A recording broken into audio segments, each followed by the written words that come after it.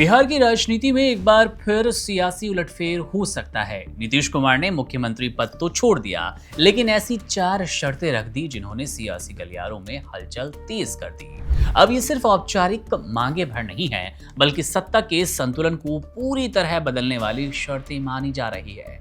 खास बात तो ये कि जब तक इन शर्तों पर सहमति नहीं बनती, तब तक नीतीश कुमार पूरी तरह से सीएम पद छोड़ने के मूड में भी नहीं थे और बेशक इस्तीफा दे दिया हो, लेकिन बिहार की राजनीति में अभी भी उनकी पकड़ इतनी है, यहाँ तक कि देश की सरकार जो चल रही है, केंद्र सरकार को भी उनका समर्थन प्राप्त है।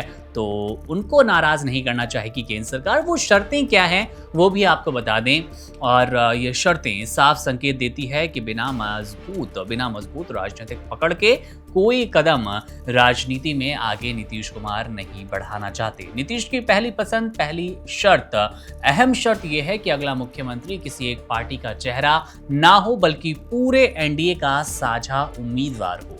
उनका मानना है कि अगर मुख्यमंत्री सिर्फ बीजेपी, जेडीयू या फिर लोजपा में से किसी एक का होगा तो गठबंधन में असंतुलन आएगा। इसलिए वे चाहते हैं कि नया चेहरा ऐसा हो जिस पर सहयोगी दल की सहमति हो, ताकि सरकार स्थिर और संतुलित तरीके से काम कर पाए। अब दूसरी शर्त यह है मंत्रालय के बंटवारे को लेकर। शर्त यह कि नीतीश कुमार चाहते हैं जब नया मुख्यमंत्री बने तो पूरी कैबिनेट का गठन नए सिरे से होना चाहिए। इसमें जेडीयू की भूमिका और हिस्सेदारी को प्राथमिकता दें। उनका मानना है कि पिछले अनुभवों में मंत्रालय को वितरण और जो मंत्रालयों के वितरण में संतुलन की कमी हो वो इस बार निपट जाए। जेडीयू का लाभ इस बार साफ दिखाई दे।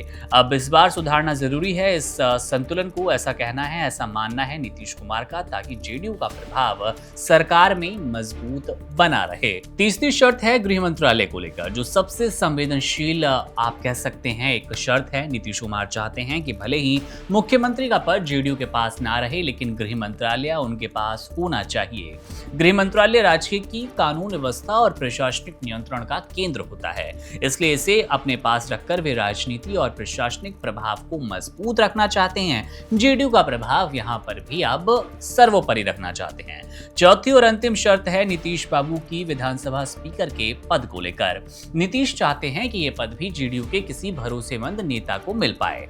स्पीकर का पद विधायिका में बेहद महत्वपूर्ण होता है और सरकार के पक्ष में संतुलन बनाए रखने में अहम भूमिका निभाता है। इस पद पर अपने व्यक्ति को बैठाकर वो ये सुनिश्चित करना चाहते हैं कि विधानसभा में जेडीयू नीतीश कुमार की पकड़ कमजोर ना पड़े।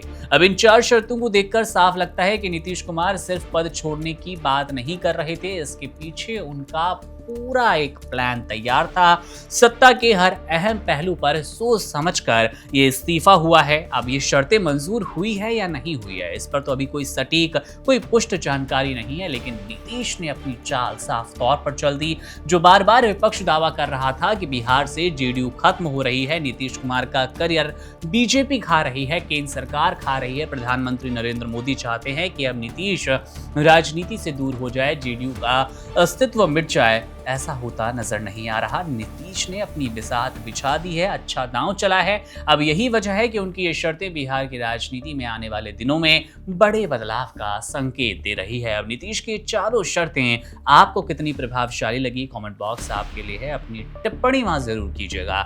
मेरा नाम है मुकुंद, आप बने रहिए वन इंडिया के साथ। शुक्रिया।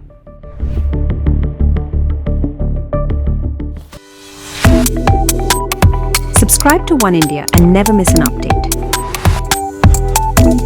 Download the One India app now.